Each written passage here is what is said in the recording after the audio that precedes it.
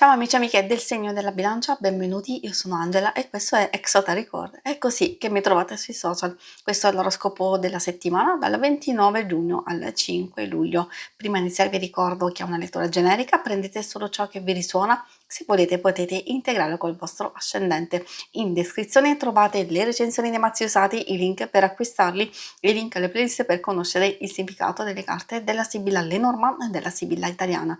Vi invito a iscrivervi e abbonarvi al mio canale per sostenere il mio lavoro. Vi ringrazio moltissimo se lo farete o lo avete già fatto. E adesso possiamo iniziare. Andiamo a vedere prima di tutto come andrà la vostra settimana con le energie principali e poi vedremo gli altri ambiti. Ovviamente i segni zodiacali da attenzionare, l'amore, il lavoro e le finanze.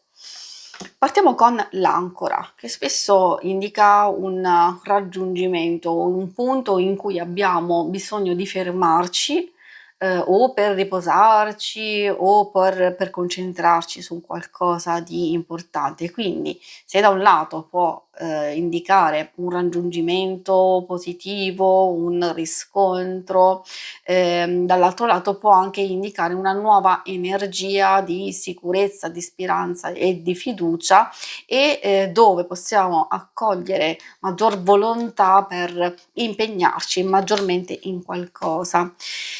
Forse abbiamo bisogno anche di fare chiarezza e potrebbe essere il momento giusto fermarsi a riflettere, a studiare e a verificare qualcosa.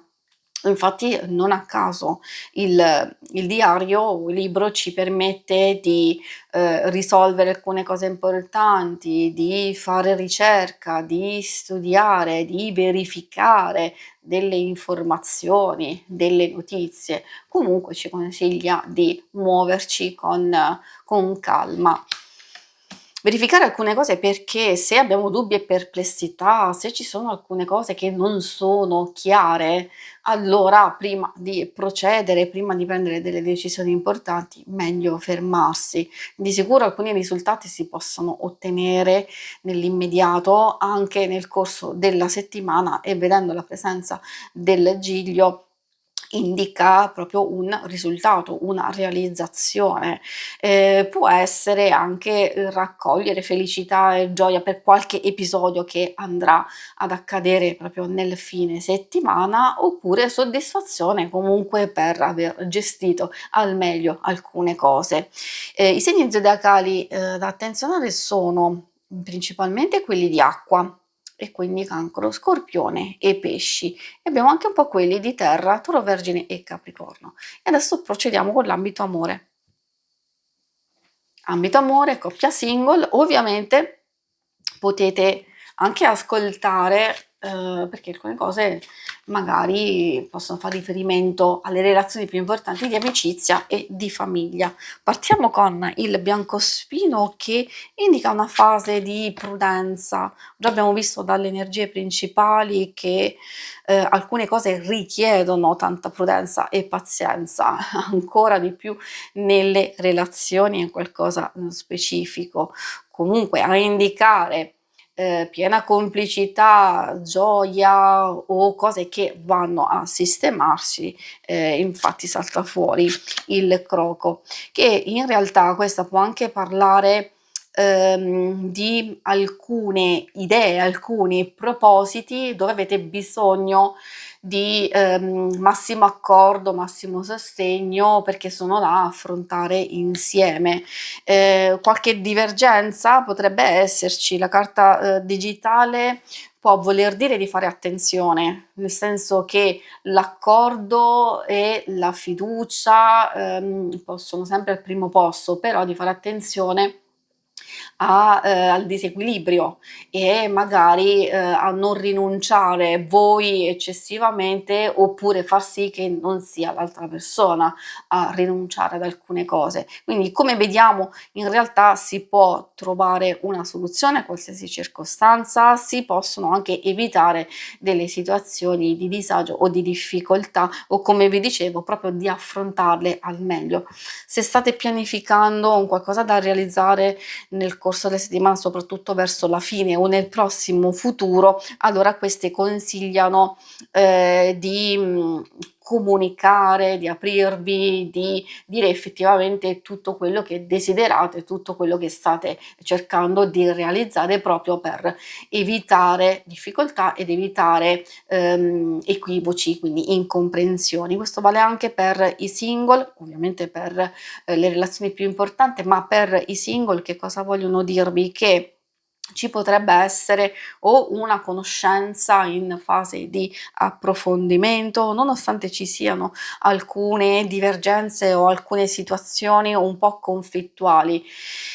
Qui possiamo aprire veramente un capitolo enorme, consiglio solo di fare attenzione perché la digitale può fare riferimento a una fase ingannevole, a delle bugie, a delle falsità, oppure qualcuno potrebbe essere impegnato o non essere totalmente sincero, quindi consiglio di prendere un po' tutto con le pinze, oppure situazioni che possono essere comunque positive, che al momento si vanno a bloccare per vicissitudini, insomma, situazioni esterne e direi di non preoccuparsi, magari possono riprendere successivamente questa fase di conoscenza o altrimenti lasciare andare alcune situazioni e quindi portarsi verso alcune novità che possono proprio arrivare.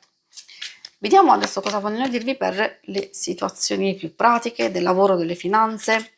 Ecco, a proposito di situazioni complesse o cose che devono essere gestite in un certo modo, soprattutto quando magari non si hanno le idee chiare o ci sono persone intorno a voi che fanno un certo tipo di richieste e magari neanche senza tanta convinzione, tanta sicurezza da gettarvi purtroppo voi nell'incertezza. Quindi in queste circostanze loro comunque consigliano di muoversi pian pianino, cercare di gestire al meglio le vostre stesse energie. In realtà, vedendo queste carte, sia dell'artista sia del viaggio, può suggerire che se avete la possibilità diciamo, di fare un viaggio, magari proprio in questo momento di godervelo in pieno, altrimenti è un momento adatto anche per pianificarlo, e cioè programmarlo per il prossimo futuro.